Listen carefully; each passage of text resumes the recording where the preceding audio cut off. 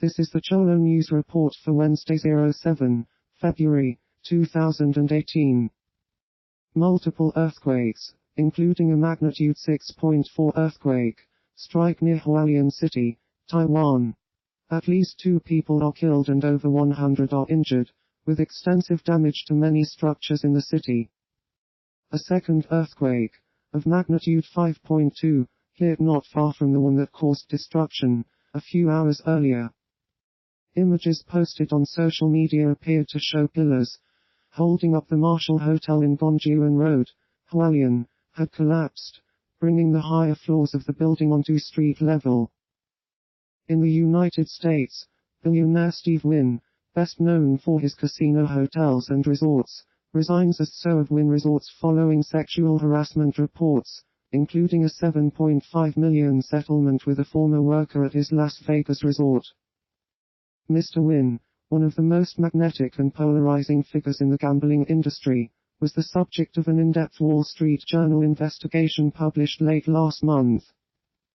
He first arrived in Las Vegas as a young boy with his father, Mike Wynn, an East Coast bingo parlor operator. More deals would follow, including the takeover of the publicly traded Golden Nugget, which operated a rundown casino in downtown Las Vegas. Turkey detains nearly 600 people for social media posts and protests opposing the Afrin offensive in Syria. Critics, including rights groups and some Western allies, say Erdogan is using the coup as a pretext to muzzle dissent. Former President of the Maldives Mohamed Nasheed has called from exile for other countries to intervene in a political crisis engulfing the island nation. Nasheed asked India to help release prisoners, and the United States to curb leaders' financial transactions.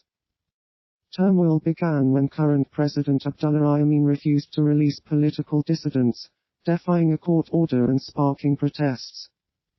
Under President Yameen, China has increased its influence in the Maldives as part of its string of pearls strategy in the Indian Ocean.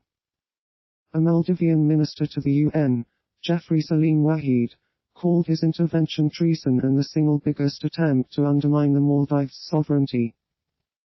Polish President Andrzej Duda ratifies a controversial Holocaust bill, despite angry protests from Israel and the United States. Duda defends the legislation, which will make it illegal to accuse the Polish state of complicity in the Holocaust committed during the Nazi occupation. Israel is furious about the bill, which Prime Minister Benjamin Netanyahu has described as an attempt to rewrite history and deny the Holocaust. After Mr. Duda's speech, the Foreign Ministry said on Twitter, it hoped Poland would still amend the text in the period until the Constitutional Court makes its decision. The law would impose fines or up to 3 years in jail for public claims that Poland, or the Polish nation, bears responsibility for crimes against humanity committed on its soil.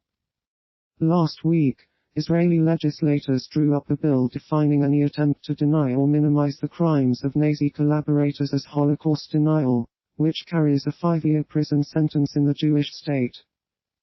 Jack Sargent was elected as the new assembly member for the Welsh Assembly constituency of Alyn and Deeside, which was vacated after the death of the former AM Carl Sargent on November 2017.